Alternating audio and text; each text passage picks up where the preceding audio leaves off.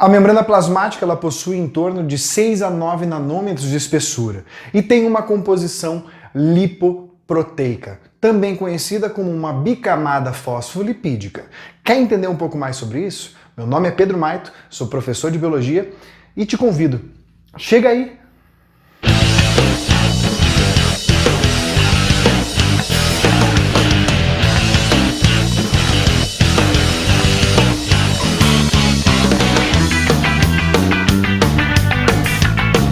A membrana plasmática ela é tão importante que ela está presente em todas as células.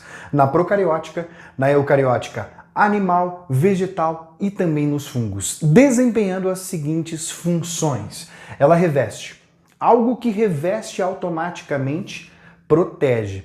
Mas essa proteção que a membrana plasmática fornece a uma célula não é uma proteção contra vírus, bactérias e outros antígenos, e sim uma proteção mecânica. Também uma proteção relacionada ao equilíbrio osmótico dessa célula, ou seja, a passagem de água por uma membrana semipermeável. É importantíssimo a gente saber dessa função.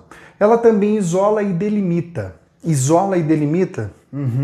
Você deve estar me perguntando, isola o que do que? Aqui eu tenho um desenho de uma membrana plasmática, que a gente já vai comentar um pouco mais, mas eu quero que você entenda que uma membrana plasmática ela é uma bicamada fosfolipídica. E um fosfolipídio você está vendo aqui. Vários deles formando uma camada, você está vendo aqui.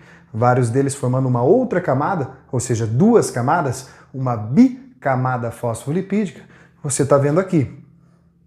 E, justamente, a membrana plasmática vai isolar o meio extracelular do meio intracelular, ou seja, de dentro da célula, onde tem as organelas, o citoplasma, o núcleo, o citoesqueleto, do meio extracelular, que é de fora da célula, beleza? Então ela isola e delimita esse espaço. Ela reconhece células, por exemplo, para se agruparem para formar tecidos, elas precisam se reconhecer. Precisam identificar que determinada célulazinha que está ali, ela é uma célula que tem funções e estruturas semelhantes à dela. Então ela vai se organizar junto com outras células semelhantes a ela para poder formar um tecido. Então essa função é super importante e ela está relacionada a uma estrutura conhecida como glicocálix, que é essa arvorezinha que você está vendo aqui em cima, que a gente vai falar bastante dela quando a gente chegar em estruturas, beleza? E a gente tem uma função que é a função mais importante da membrana plasmática.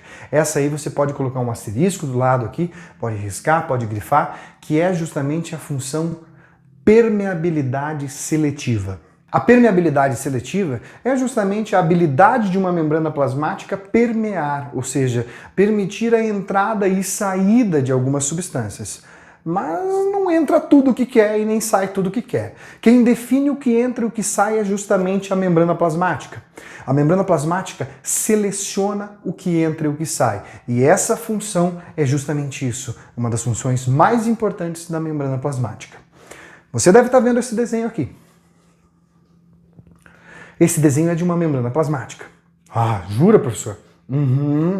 Ele é baseado em um modelo conhecido como modelo mosaico fluido, proposto por dois cientistas conhecidos como Singer e Nicholson em 1972. Esses dois cientistas propuseram um modelo conhecido como mosaico fluido, como eu já falei.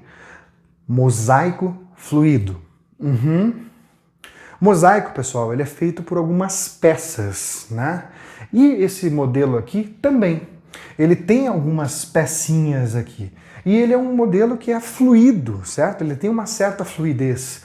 Ou seja, você tem ali fosfolipídios, que é essa estrutura que eu estou mostrando para você aqui, ó, que ele tem uma cabeça e ele tem uma cauda, tá? Esses fosfolipídios aí, você tem proteínas como peças desse mosaico. Você tem também o glicocálix, né, que está presente aí também, e também tem o colesterol. A gente vai falar sobre a função de cada uma delas agora. Mas para a gente poder falar, a gente precisa entender a estrutura. Quando eu falo para você fosfolipídio, se você já está relacionado com a biologia, você já fica ligado que tem fosfato e um lipídio, né? Fosfolipídio. Isso? Exatamente, tá? Então essa bolinha que você está vendo aqui, que é a cabeça de um fosfolipídio, ela é composta por fosfato e ela é polar, beleza? Essa partezinha aqui, ela é também conhecida como hidrofílica. Essa cabeça do fosfolipídio aqui, ela vai ser hidrofílica. Eu anotei aqui embaixo para não ficar muita bagunça, tá, galera?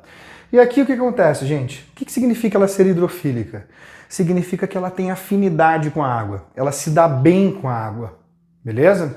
Então aqui, nessas regiões, aqui para baixo e aqui para cima, você tem justamente o contato com água, beleza? E a gente tem essa parte da cauda aqui, que ela é composta por ácido graxo. Ela vai ser apolar. Eu não sei se você lembra, mas o ácido graxo ele é um lipídio.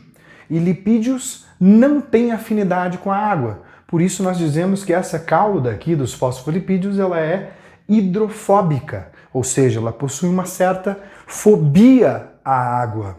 Hidro de água, fóbica de fobia. Por exemplo, uma pessoa que tem aracnofobia, é uma pessoa que não pode ver uma aranha que sai correndo, gritando, né? Terrível, a pessoa tem medo de aranha. Aracnofobia. A pessoa que tem tripofobia. Já ouviu falar disso? É aquela fobia com relação a buraquinhos. Se você nunca viu isso, é bem interessante de ver. Eu descobri há pouco tempo aí que talvez eu tenha. Né? Por quê? Porque eu vejo imagens, quando você vê alguma imagem aí que está cheia de buraquinhos, o cara já começa a coçar, já começa a dar um nervoso. Então uma pessoa que é tripofóbica, né? Ela vai ter fobia a buraquinhos. Então são vários tipos de fobias. E aqui a gente tem o quê? Uma cauda hidrofóbica. Ou seja, ela tem fobia à água. Ela não se dá muito bem com a água. Ela tem repulsa à água. Não tem afinidade nenhuma com a água. Ou seja, gente, numa membrana plasmática, você vai ter o contato da água onde? Justamente através das cabeças dos fosfolipídios. Tanto em cima quanto embaixo. Beleza? Por esses fosfolipídios passam algumas moléculas, né? Passam alguns íons, né? Pelo meio desses fosfolipídios aí. Beleza? Aí você está vendo aqui do ladinho uma proteína. O nome dela, proteína integral. Ela tem esse nome justamente porque ela está atravessando essa membrana de forma integral, tá ok? Então é a única proteína que vai integralmente atravessar a membrana. Ela atravessa de ponta a ponta. Isso faz com que algumas substâncias acabem passando, algumas moléculas acabem passando por dentro de proteínas, beleza? Facilitando a entrada de algumas moléculas. A função dela é exatamente isso, é deixar que algumas substâncias acabem passando por dentro de algumas proteínas, beleza? Aí a gente tem as proteínas periféricas. Ô professor, mas espera aí, tem proteína integral e tem proteína periférica? A periférica fica na periferia da membrana plasmática, fica em volta dessa membrana plasmática. E a integral atravessa integralmente. Quer lembrar muito bem desse exemplo? Então pensa comigo, uma cidade tem um centro, certo? Um centro. Essa proteína aqui, você pode me dizer que ela está bem no meio de uma membrana plasmática, né? Então ela é uma proteína integral. E uma cidade também tem uma parte periférica, que é justamente a periferia. A mesma coisa, né? Nós temos uma proteína que está na parte periférica, por isso ela é chamada de proteína periférica. Você deve ter notado que aqui tem um desenhozinho em verdinho, né? Isso aqui é justamente um colesterol. Lembra que eu falei para você que a membrana ela é fluida? Ela é bem fluida, bem meio que líquida assim, sabe?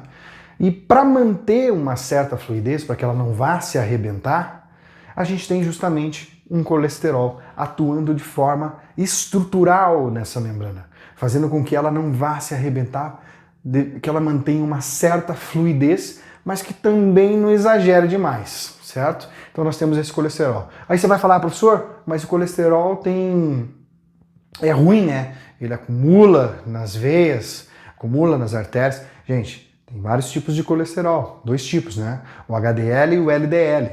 Isso é um assunto para uma próxima aula, tá ok? E aí, galera, a gente tem também na proteína periférica, você tem a arvorezinha lá, o glicocálix, que eu falei para você que está relacionado a reconhecimento celular, não é isso? Reconhecimento celular.